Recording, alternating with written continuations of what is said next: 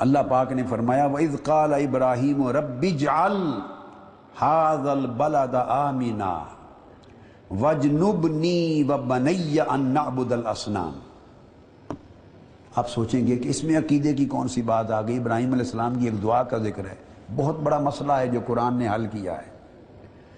یہ وہ مسئلہ ہے جس پر 1000 سال سے علماء میں اختلاف چلتے رہتے ہیں، اور آج تو ایک طبقہ بڑا شدید ہو گیا ہے، اس میں انتہا پر چلا گیا ہے۔ آقا علیہ السلام کے والدین ماجدین اور جمیع آباء و امہات کا مومن ہونا، وہ مسئلہ قرآن کی نص نے حل کیا ہے۔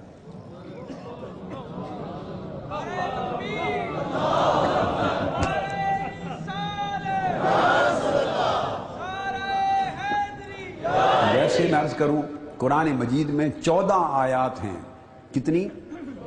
14 نصوص ہیں قطعیہ اور صریح، جن سے آقا علیہ السلام کے والدین ماجدین اور آپ کے جمیع آباء و امہات سب کا مومن و جنتی ہونا ثابت ہوتا ہے۔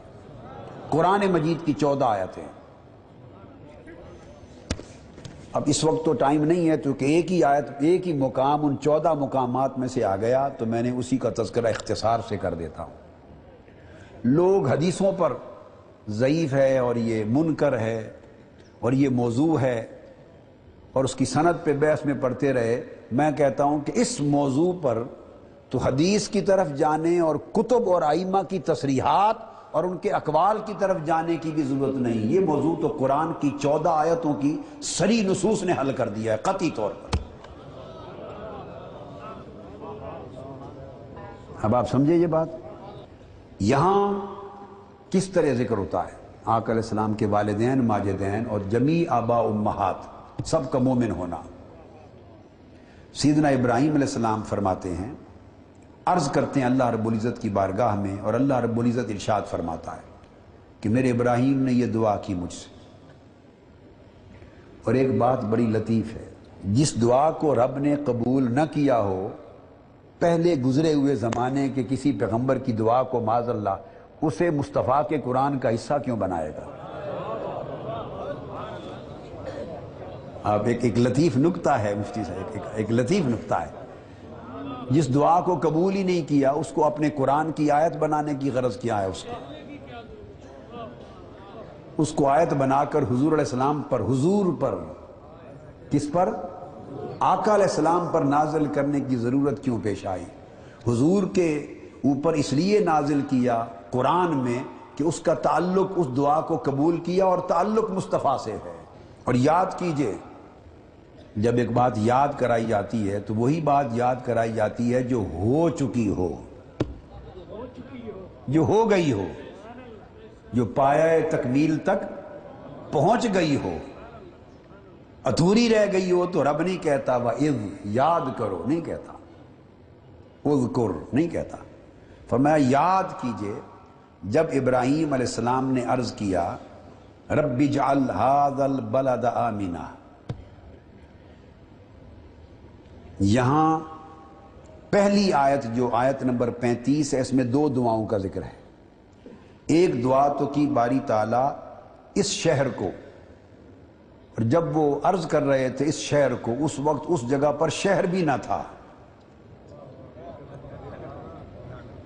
جو بات سمجھنے والی ہے، جب وہ یہ دعا کر رہے ہیں رب اجعل ھذا البلد، باری تعالیٰ اس شہر کو امن والا شہر بنا دے، جب عرض کر رہے تھے کہ اس شہر کو امن والا شہر بنا دے، اس وقت اس خطہ زمین پہ کوئی شہر ہی نہ تھا۔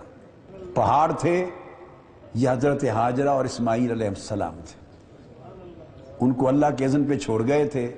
اسماعیل علیہ السلام وہیں بچپن سے جوان ہو رہے تھے، اور وہیں کعبہ تعمیر کیا تھا، اللہ کا گھر۔ بعد ازاں کوئی آتے جاتے گزرتے ہوئے مسافر راہ گزار وہ آباد ہونے لگ گئے، تھوڑے تھوڑے قبیلے۔ پھر آپ کی نسل ہی نے، اسماعیل علیہ السلام کی نسل ہی نے وہ شہر بنایا۔ اب وہ فرما رہے ہیں، عرض کر رہے ہیں باری تعالیٰ اس شہر کو امن والا شہر بنا۔ تو پہلی بات یہ معلوم ہوئی کہ جب یہ دعا کا حصہ آیا کہ اس شہر کو امن والا شہر بنا، تو یہ بھی مستقبل سے متعلق تھی، چونکہ اس وقت کوئی شہر ایگزسٹ نہیں کرتا تھا۔ اشارہ اس امر کی طرف تھا کہ جو شہر یہاں بنے گا، میں تیرا گھر بنا رہا ہوں تو اب لوگوں کے گھر بنیں گے، اسماعیل کی نسل کے گھر بنیں گے، تو آگے آنے والے وقتوں میں شہر بنے گا۔ نگاہ نبوت دیکھ رہی تھی کہ یہاں شہر بنے گا، اور اس مستقبل میں بننے والے شہر کو، مستقبل میں بننے والے شہر کو، الف لام عہد ذہنی کی ہے، جو شہر بنے گا باری تعالیٰ اس شہر مکہ کو امن والا شہر بنا دینا۔ تو گویا دعا کے اس حصے کا اطلاق بھی آنے والے زمانے پر تھا۔ اس بات میں کوئی شک رہ گیا آپ کو؟ نہیں۔ دوسری دعا فرمایا وَجْنُبْنِي وَبَنَيَّ أَن نَعْبُدَ الْأَصْنَامَ، اور باری تعالیٰ مجھے اور میری اولاد کو شرک اور بت پرستی سے محفوظ رکھنا۔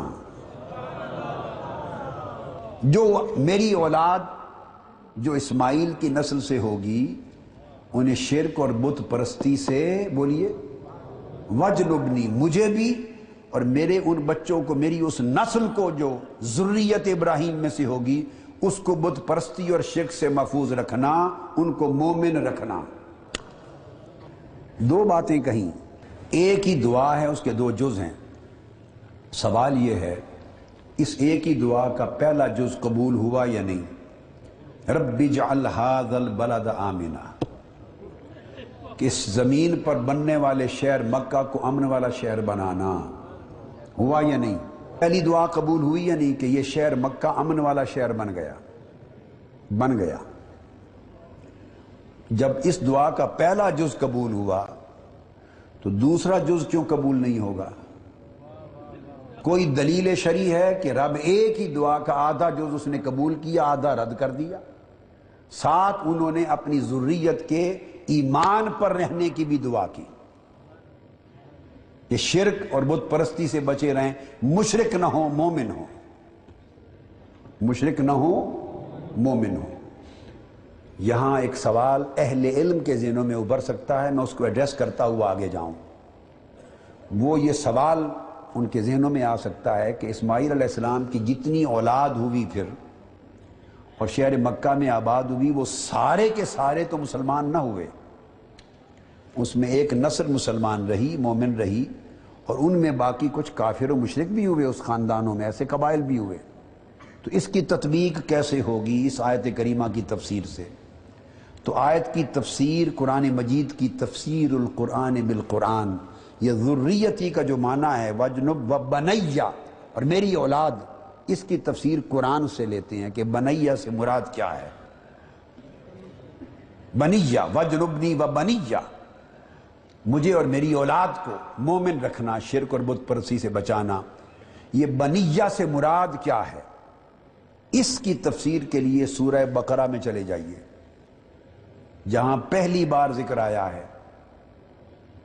ارشاد فرمایا وَإِذْ يَرْفَعُ إِبْرَاهِيمُ الْقَوَاعِدَ مِنَ الْبَيْتِ وَإِسْمَاعِيلُ رَبَّنَا تَقَبَّلْ مِنَّا وَإِنَّكَ أَنْتَ السَّمِيعُ الْعَلِيمُ، جب حضرت ابراہیم اور اسماعیل دونوں مل کر کعبے کی دیواریں اٹھا رہے تھے، بنیادیں اٹھا رہے تھے، تعمیر کر رہے تھے، تو دعا کی کہ باری تعالیٰ ہماری مزدوری قبول فرما لے۔ اس کے بعد جو دعا کے کلمات ہیں آگے آ رہے ہیں، ربنا، یہ توجہ طلب ہے، دوسری آیت توجہ طلب ہے۔ اس آیت نے وجنبنی و بنیہ، مجھے اور میری اولاد کو، نسل کو مومن رکھنا، شرک سے بچائے رکھنا، اس کی تفسیر کر دی ہے۔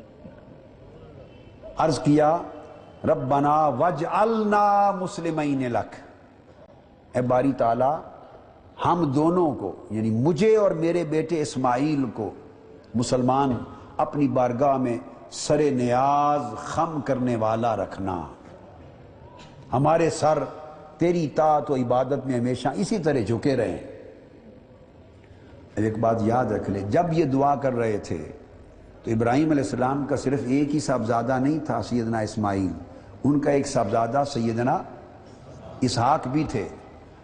باپ جہاں کہیں بھی ہو اس کے ساتھ بھلے سارے بیٹے اس کام میں شریک ہوں یا دو بیٹوں میں سے ایک موجود ہو اور ایک دوسرے ملک میں ہو، باپ جب دعا کرتا ہے تو دونوں بیٹوں کو شامل کرتا ہے، باپ فرق نہیں کرتا، کسی بیٹے کو دعا میں شامل کرے کسی کو شامل نہ کرے۔ عام باپ بھی ایسا نہیں کرتا، دعا جو مانگ رہا ہے، مگر یہ وہ مقام ہے کہ یہاں حضرت اسحاق کو شامل نہیں کیا، دعا میں تخصیص کر دی۔ ابراہیم و اسماعیل علیہ السلام دونوں نے کعبے کی دیواریں اٹھائیں اور دعا کی، ربنا وجعلنا مسلمین لک، مسلمین لک نہیں کہا، تثنیہ کا صیغہ، ہم دونوں کو، مجھے اور میرے بیٹے اسماعیل کو اسی طرح اسلام پہ رکھنا۔ اسحاق علیہ السلام اب اس دعا سے الگ ہو گئے، یہ بات سمجھتے آئیے، اب اس دعا کے دائرے سے اسحاق علیہ السلام الگ رہ گئے اور تخصیص ہو گئی کہ مجھے اور اسماعیل دونوں کو سرے نیاز اپنی بارگاہ میں بطور مسلم خم کرنے والا ہی رکھنا۔ مسلمین لک، پھر آگے وَمِن ذُرِّيَّتِنَا أُمَّةً مُسْلِمَةً لَكَ، یہ اس کی شرح ہو گئی، وَجْنُبْنِي وَبَنِيَّ، فرمایا وَمِن ذُرِّيَّتِنَا، بنیہ کی تفسیر من ذُرِّيَّتِنَا ہے، فرمایا پھر ہم دو کی جو نسل چلے گی۔ اللہ پاک کی بارگاہ میں ابراہیم علیہ السلام دعا کی تخصیص کر رہے ہیں، مولا میری نسل دو بیٹوں سے چلنی ہے، ایک اولاد اسحاق، ایک اولاد اسماعیل۔ اب اس دعا میں جب یہ فرما دیا مسلمین لک تو صرف اسماعیل علیہ السلام کو خاص کر دیا، اب عرض کیا وَمِن ذُرِّيَّتِنَا، اب میری وہ نسل جو حضرت اسماعیل کی ذریت سے چلے گی، جو اسماعیل کی اولاد سے چلے گی، تو اولاد اسحاق کا ذکر الگ ہو گیا، تو اسماعیل کی نسل سے جو اولاد میری چلے گی اس کو، اور وہاں ذریت کا لفظ نہیں کہا، وَمِن ذُرِّيَّتِنَا، تو میری وہ نسل جو اسماعیل کی اولاد میں سے چلے گی، ان میں سے ذریت بعض کو، من بعدیت کے لیے ہے، تبعید کے لیے ہے، تو نسل اسماعیل میں سے ایک نسب، ایک خاندان اور ایک سلسلہ پورا ایمان پہ رکھنا۔ میں تجھ سے یہ نہیں مانگتا کہ میرے بیٹے اسماعیل کی ساری اولاد مسلمان رہے، نہ، میرے بیٹے اسماعیل میں اس کی اولاد میں سے ایک گروہ، ایک نسب، ایک نسل باپ اور ماں کا تسلسل سے ذریت ابراہیم میں سے، وَمِن ذُرِّيَّتِنَا، ان میں سے ایک گروہ ہمیشہ اسلام پر رہے، ایک گروہ اس میں سے ہمیشہ اسلام پر رہے۔ وہ گروہ کون سا؟ وہ گروہ اس نسب پر مشتمل ہے جس نسب سے وہ رسول آخر الزمان آنا ہے، جس کی دعا آگے کرنے والا ہوں، جس کی خاطر من ذریتنا کی دعا کر رہا ہوں، جس کی خاطر رب اجعل ھذا البلد آمنا کی دعا کر رہا ہوں، جس کی خاطر تیرا گھر تعمیر کر رہا ہوں، جس کی خاطر اس شہر کو امن والا شہر بنانے کی دعا کر رہا ہوں، جس کی خاطر نسل اسماعیل میں سے ایک نسب ایمان پر رکھنے کی دعا کر رہا ہوں، جس میں سے میرے مصطفیٰ نے آنا ہے، اس کا نسب نسل اسماعیل میں سے اول تا آخر مومن رہے۔ وَمِن ذُرِّيَّتِنَا أُمَّةً مُسْلِمَةً لَكَ، باری تعالیٰ نسل اسماعیل میں سے ہماری ذریت میں ایک گروہ امت مسلمہ رہے، ایک گروہ امت مسلمہ رہے، اور کب تک رہے؟ ربنا وابعث فیہم، باری تعالیٰ ان میں کئی کافر ہو جائیں گے، کئی مشرک ہو جائیں گے، مگر میں نے ساری نسل اسماعیل میں سے ایک نسب مانگا ہے فقط، وہ ایمان پر رہے، باپ بھی، عورت بیویاں، مائیں بھی، بیویاں بھی، مرد بھی عورت بھی آبا بھی امہات بھی ایک نسب کے مرد گنے چنے ہوئے مرد و عورتیں ایمان پر رہیں. اور فرمایا ربنا وابعث فیہم منہم. پھر اس شہر مکہ میں اپنے رسول آخر الزمان کو مبعوث کرنا، مگر مبعوث کرنا منہم، جو من پہلے وارد ہوا ہے، ومن ذریتنا، اسی من کو دوبارہ تکرار کے ساتھ لایا جا رہا ہے کہ مولا پوری نسل اسماعیل میں سے ذریت کا وہ بعض حصہ، وہ ایک نسب، وہ ایک خاندان، وہ ایک سلسلہ اور چین آبا امہات کا جو ایمان پر رہے گا وہ امت مسلمہ رہے، تاکہ اس امت مسلمہ میں سے مصطفیٰ پیدا ہو.